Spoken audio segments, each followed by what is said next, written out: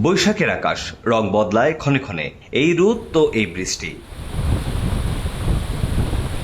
এর মাঝেই চলে বাংলাদেশ এ দলের টেস্ট প্রস্তুতি। রঙিন পোশাকের পর সাদা পোশাকে কিউই পরীক্ষা। ওয়ানডে সিরিজ জয়ের আত্মবিশ্বাস আশা জাগাচ্ছে স্বাগতিকদের। শীতল আবহাওয়ায় নিজেদের চাঙ্গা করে নিয়েছেন। ব্যাটিং, বোলিং ও ফিল্ডিং ৩ বিভাগেই আলাদাভাবে অনুশীলন করেছেন ক্রিকেটাররা। অফ ফর্মের কারণে টেস্ট দল থেকে বাদ পড়েছেন মাহমুদুল হাসান জয়। জাতীয় দলে আছেন অঙ্কন ও বিজয়।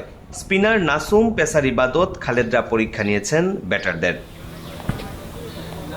টাইগার টেস্ট দলের আরেক নিয়মিত মুখ জাকির হাসান, তবে অফ ফর্মের কারণে বাদ পড়েছেন।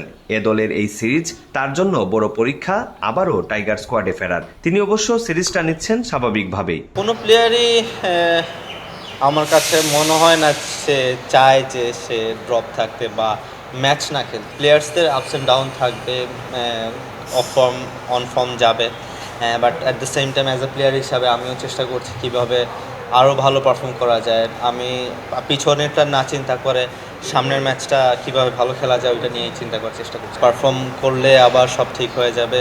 নিউজিল্যান্ড ওয়ানডে সিরিজ হারলেও সফরকারীদের সমীহ করছেন জাকির। ম্যাচটা সহজ হবে না বলেও মত তার। তারাও খুব ভালো টিম, বাট আমাদের ওয়ানডে টিম খুবই ভালো ক্রিকেট খেলেছে, যার কারণে আমরা খুব কমফোর্টেবলি আমরা ম্যাচটা সিরিজটা জিতেছি আমার কাছে মনে হয়।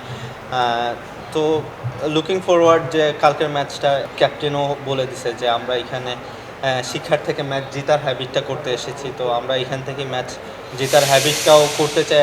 বৃষ্টির বাধা ম্যাচের আগের দিন পুরো সেশন অনুশীলনের সুযোগ পায়নি নিউজিল্যান্ড। বৃষ্টির পর হালকা নেট সেশন করেছেন তারা। ম্যাচের দিনও আছে বৃষ্টির পূর্বাভাস। অপু বণিক, সময় সংবাদ, সিলেট।